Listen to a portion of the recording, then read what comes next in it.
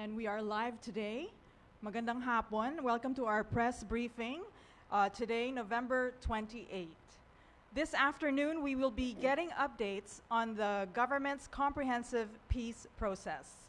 We have with us Executive Secretary Lucas Bersamin, Presidential Advisor on Peace, Reconciliation and Unity Secretary Carlito Galvez Jr., National Security Advisor Eduardo Año, Interior and Local Government Secretary Benjamin Abalos Jr., Social Welfare and Development Secretary Rex Gatchalian, National Economic and Development Authority Secretary Arsenio Balisacan, Presidential Communications Office Secretary Attorney Cheloy Velicaria Garafil, Armed Forces of the Philippines Chief of Staff Romeo Bronner Jr., and Philippine National Police Chief Police General Benjamin Acorda Jr. And now we will give the floor to our panelists to make the opening statement. I missed a very important secretary. We have with us, of course, Defense Secretary Gilberto Teodoro Jr. And now, please have the floor. Thank you. Good afternoon, everybody. Welcome to this press conference to make that announcement of the Oslo Joint Communique. I will now turn over the microphone to Secretary Galvez, who was there. Isang mapayapa at mapagpalang araw po sa ating lahat. I am honored to deliver, upon the instruction of the President of the Republic of the Philippines, His Excellency Ferdinand R. Marcos Jr., the Oslo Joint Communique. This joint communique highlights a significant milestone in the quest of the Filipino people to achieve peace, reconciliation, and unity. I am therefore privileged to report that the government of the Republic of the Philippines and the National Democratic Front of the Philippines have agreed to a principled and peaceful resolution in ending the armed conflict. Allow me to read the joint communique. The Oslo Joint Communique. On November 23, 2023, the government of the Republic of the Philippines and the National Democratic Front of the Philippines affirmed and signed a joint statement to wit, cognizant of all serious socio-economic and environmental issues and the foreign security threats facing the country, the parties recognize the need to unite as a nation in order to urgently address these challenges and resolve the reasons of the armed conflict. The parties agree to a principled and peaceful resolution of the armed conflict, resolving the roots of the armed conflict and ending the armed struggle shall pave the way for the transformation of the CPP, NPA, and DF. The parties acknowledge the deep-rooted socio-economic and political grievances and agree to come up with a framework that sets the priority for the peace negotiation with the aim of achieving the relevant socio-economic and political reforms towards a just and lasting peace. Such framework that will set the parameters for the final peace agreement shall be agreed upon by both parties. Consequently, we envision and look forward to a country where united people can live in peace and prosperity, unquote.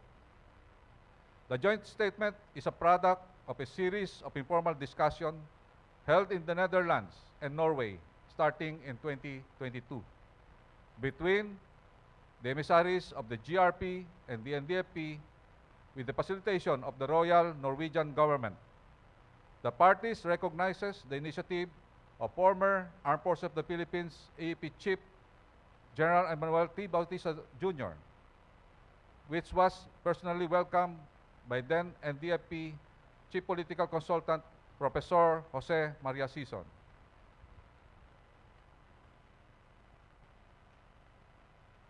It was signed by the GRP represented by the Special Assistant to the President, Secretary Antonio Ernesto F. Lagdameo Jr., the Presidential Advisor on Peace, Reconciliation, and Unity Secretary Carlito G. Galvez Jr., and General Emmanuel T. Bautista. And by the NDF, represented by the National Executive Council member Luis G. Halandoni, Negotiating Panel Interim Chairperson Julieta de Lima, and panel members Connie K. Ledesma. The signing was witnessed by the Royal Norwegian Government Special Envoy Christina Lie Revholm, the Foreign Minister of the Royal Norwegian Government Espen Barth Eide graced the signing of the ceremony, which was held at the City Hall of Oslo, and affirmed the continuing commitment of the Royal Norwegian Government as third-party facilitator. For their part, both Secretary Antonio F. Lagdameo Jr. and Luis G. Halandoni expressed optimism as to the positive path to peace that both parties shall work on. End of communique. I take this opportunity to call to all Filipinos to unite and fully support our President, Ferdinand R. Marcos Jr., and your government in this most noble endeavor to finally realize our collective and shared aspiration of a peaceful, prosperous, and united country. Mabuhay ang kapayapaan, mabuhay tayong lahat, at mabuhay ang bagong Pilipinas. Maraming salamat po.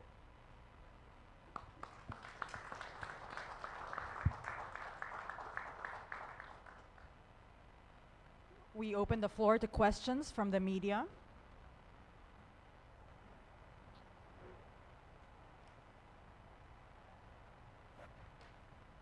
Ivan Mayrina, GMA7. Yeah. Secretary Galvez, ang ibig sabihin po ba nito ay tapos na rin ang armed insurgency? Wala na magkakaroon ng enkwentro sa pagitan ng mga armadong NPA at ang ating mga kasundaluhan? Ano hong magiging immediate effect nitong joint communique nito? Yung immediate effect po nito ay ang ibig po sabihin ng itong joint communique at saka itong joint statement na pinirmahan nila, this is some sort of their collective, our collective decision between parties that we are very firm and committed to have the framework agreement, and afterwards we will have the final discussions on the final peace agreement.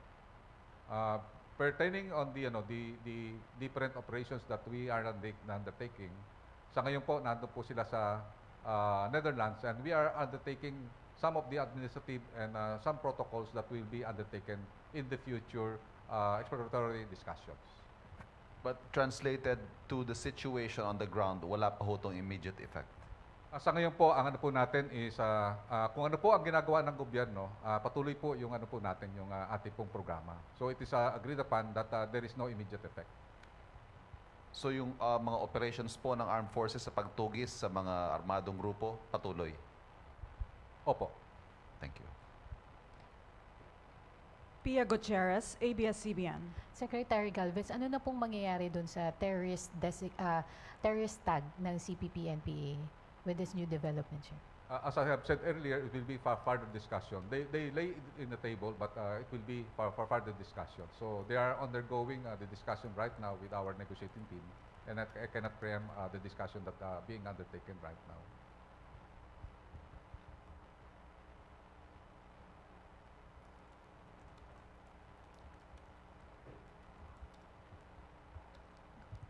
Follow-up lang, sir. Sir, what brought about this this development, sir? Because there have been many attempts to talk peace between the government and the CPP-NPA. What was different this time around, sir?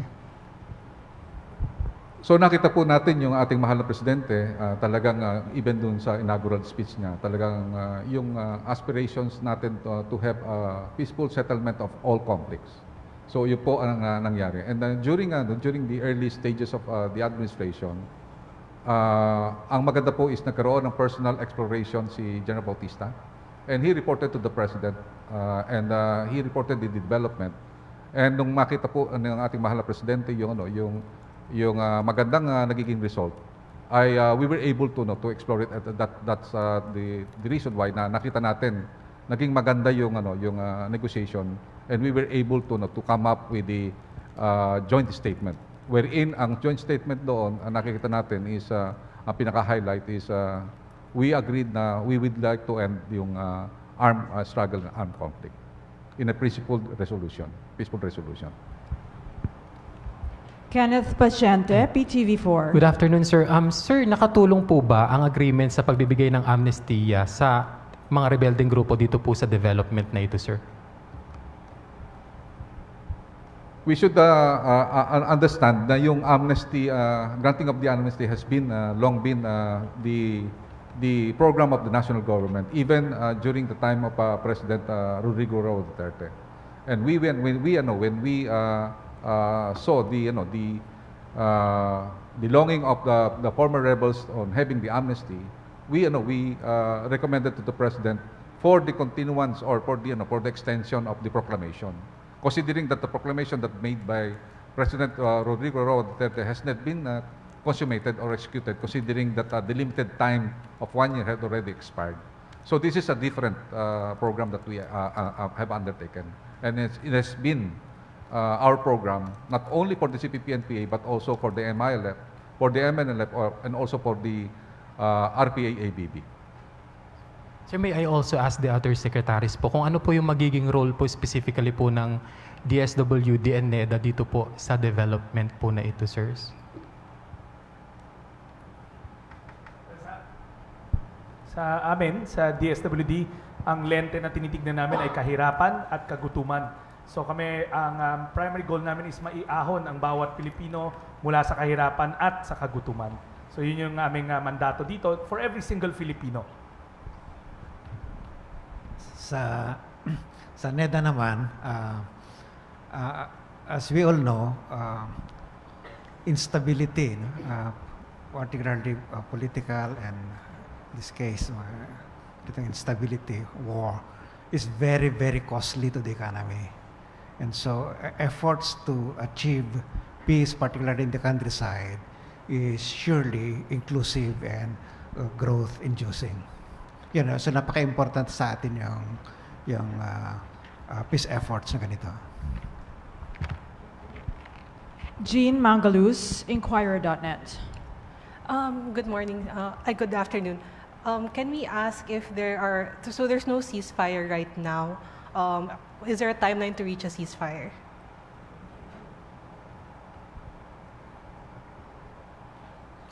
As Secretary Galvez has said, these are preliminary exploratory talks. And all programs, security, law enforcement programs of the government shall continue.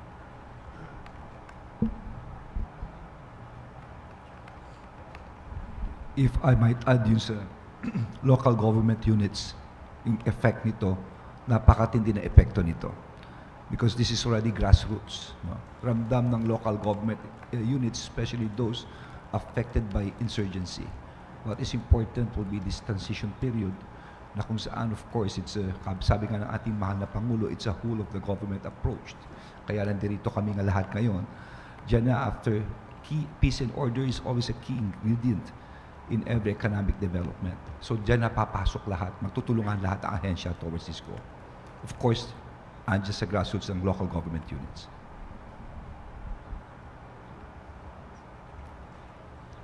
Jean Mangalus.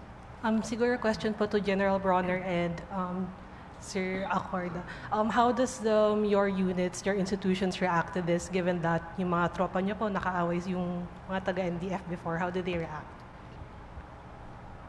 Well, for the armed forces of the Philippines, this is very good news for us, no? Because it is the soldier more than anybody else who wants lasting peace, no? Who wants this conflict to finally end. Kasi nga po, para sa amin, parang naging personal na itong laban na ito. Marami sa aming mga kasamahan ang namatay dahil dito sa insurgency na ito. Marami sa aming kamag-anak, pinsan ko mismo, no, namatay sa kamay ng New People's Army. So this is really a personal victory for us. And aside from that, if this conflict will finally end, your armed forces of the Philippines will be able to shift our focus to external or territorial defense. No? So, yung aming pong resources, efforts will be poured into defending our territory. Pero habang wala pa po final agreement, your armed forces will continue our operations against the New People's Army. Thank you. Well, on the part of the PNP, bilang ama ng pulisya ng Pilipinas, talagang napakasakit po every time that I will pin medals to wounded police officers, and more so when I give condolences to relatives or wives ng ating kapulisan na nadadali sa mga engkwentro ng pagkikilaban. And in line with this is a very welcome development. I hope this will lead really to long and lasting peace, and I look at it as a way of adding more food to the table sa mga Pilipino, and instead of spending more money sa ammunitions and other armaments, madadagdagan po yung ating mga makinarya at saka may infrastruktura that will help us attain maximum development. That's how I look at it, and it's a very welcome development po. Thank you. Let's hear from Secretary Anyo, National Security Advisor. Yes. On the lens of national security, our objectives actually is to eliminate the threats to national security, one of which is the threat from the CPP-NPA. For more than 5 decades, andyan yung CPP-NPA. And I think it's about time to have closure. Closure that is acceptable to everybody, to the Filipino people, particularly ending the armed struggle. So with this, I think this is a very, very good opportunity to be able to give, well, amnesty is actually in tandem with this particular agreement. So kung magtutuloy-tuloy ito, lahat naman ng conflict ay natapos sa settlement. No? Kahit look at the history of the world, lahat ng giyera alas natapos sa negotiation and settlement. And maybe this is the what you call the final agreement that we can come into, and matapos na rin yung armed struggle. And if they can avail the amnesty, I think finally matatapos na natin itong 5 decades of communist insurgency. And tuloy-tuloy pa rin yung NTFL-CAC, particularly on bringing services and development projects to the countrysides. Thank you. Question from Raquel Bayan, Sir, Radio following Pilipinas. this development po, may we know kung meron pa po ba tayong active guerrilla fronts na minomonitor as of the moment, and kung nasaan po kaya or ilan na lang po kaya sila?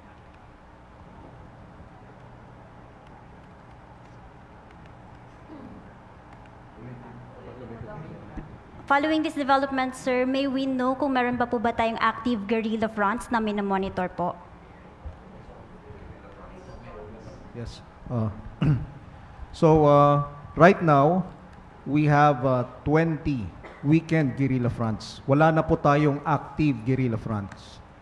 And by the end of this year, we are expecting 5 of these 20 to be finally dissolved. So, magiging 15 weekend guerrilla fronts na lang po ang matitira. Ivan Mayrina again, please. Sirs, would you say that this is just a matter of time before we finally achieve the long-lasting peace? Or are there certain pain points na kailangan pa po talagang i-negotiate? Are there certain demands being made na medyo nahihirapan tayo ibigay?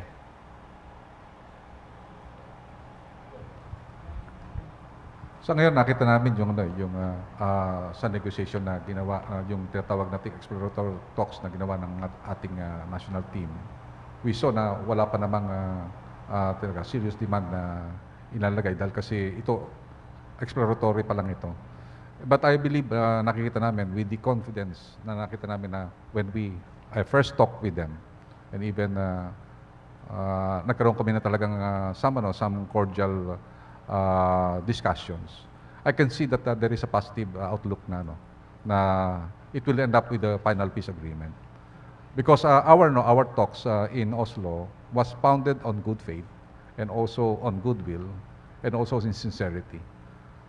When the party said that if we will maintain that goodwill, I think we can finally end up with the final peace agreement. In fact, yung ano natin, maganda yung ano natin, meron tayong tinatawag na maganda ngayon yung ginagawa natin because General Bautista was able to lay down some of the milestones. One is yung joint statement that we have right now, and then later we will have the what we call framework, and then after the framework that will set the parameters, we will have the final peace agreement. This is patterned basically with the Aymayala peace process because we also briefed them with the Aymayala peace process. Last question for me. Secretary Chodoro, I understand you said na wala pang ceasefire sa ngayon, but traditionally nagkakaroon po tayo ng Christmas ceasefire. Is a Christmas ceasefire in the offing or is it being talked about? I had the occasion to answer the question yesterday that we leave it to the local peace and order councils and the area commanders, unit commanders to determine whether or not they will suspend operations in their area of responsibility. Gusto ko lang maidagdag siguro na kapag itong usapin na ito ay magbunga sa isang kasunduan, mawawala ang final ostensible political basis na mag-wage ang grupo na nag-espouse ng CPP, NPA, NDF line for any armed struggle. That will be erased, the political basis for it. So it is important. Kenneth Pasyente, PTV4. Sec, di ba may we ask, how do you describe po yung sincerity itong mga rebelding grupo dito po sa development na ito, sir? Hindi ko matatansya sa ngayon. Si Secretary Galvez ang nararapat na sumagot niyan. This is a whole of government approach. And as things develop, naturally, we will get the appropriate instructions from the President.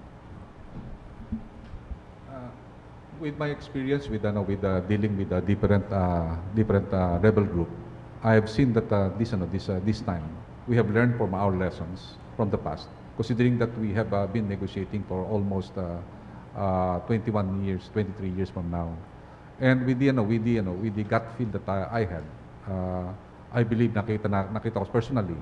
There is that kind of commitment, and also there is a kind of goodwill on both parties to continue to discuss some principled resolution to end really the armed conflict. So yun ang nakita ko na based on my personal experience, that there is, we are very confident, I'm very confident that there is something that after this joint statement, we can finally end up with the final peace agreement. Okay. Thank you very much. This ends our press briefing today. Thank you, distinguished gentlemen, and thank you, Malacanang Press Corps. Have a good afternoon.